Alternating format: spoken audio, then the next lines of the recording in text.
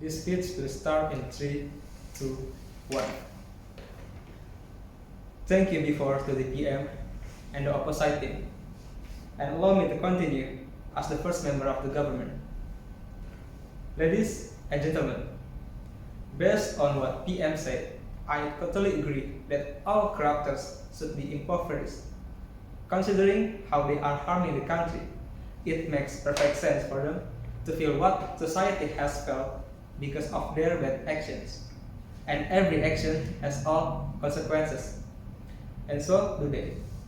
So they should understand and be ready for what awaits them for their actions. Impoverishing doesn't mean taking away their rights to survive or to seek other riches. Impoverishment is only a form of responsibility they have to take for their actions. And I also agree that current punishment for them is just slap in the wrist. That's why and became the main reason why the corruptors still hanging around to this country. So we have to make a breakthrough by giving appropriate punishment to prevent this country disease from happening again. And the perfect sense of it is to impoverish them.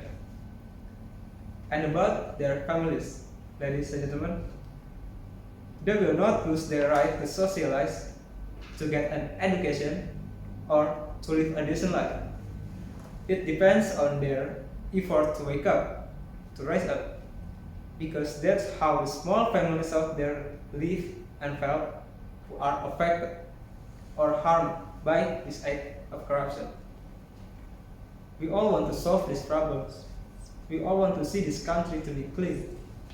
Therefore, an update is needed, which is to overcome and prevent this corruption from happening again.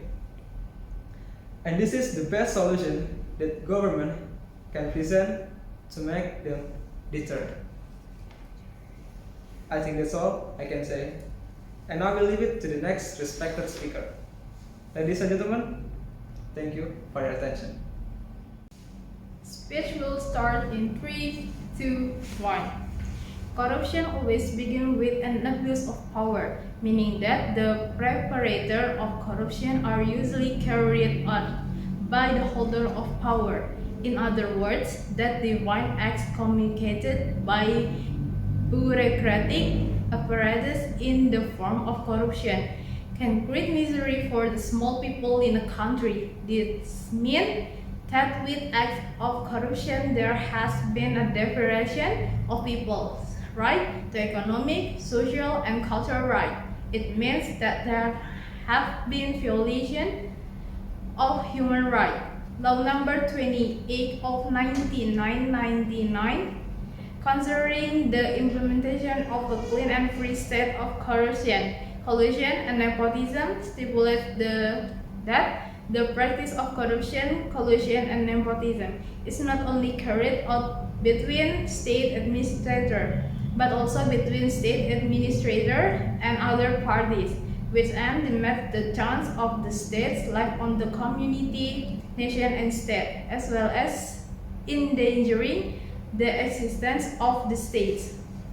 The fulfillment of economic, social, and cultural rights should be carried out with a sense of responsibility by the state. However, if the money that should be used to make the people better and more prosperous has been corrupted, it causes a lot of suffering among the small people.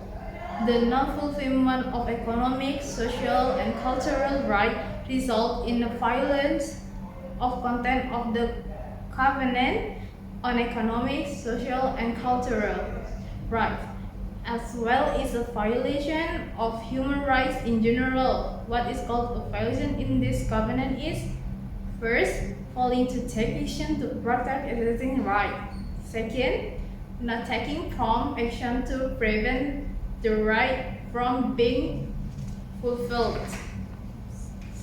third, failure to fulfill the obligation required by the covenant; fourth, failure to achieve the fulfillment of right at the minimum level; even though it is needed by the majority of the community. Based on the discussion, if corruption is related to human rights, especially the fulfillment of economic, social, and cultural rights, then if there is a criminal act of corruption, it can be thought that there have been a violation of human rights.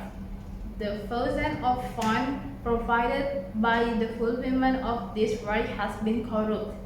For this reason, extraordinary arrangements are needed in the provision of the legislation governing the crime of corruption. Is a human rights violation in the category of gross human rights violation because the crime of corruption can afflict many people throughout Indonesia. In addition to regulation, strong institution, human resources that are not corrupt and supported by all levels of society must be formed.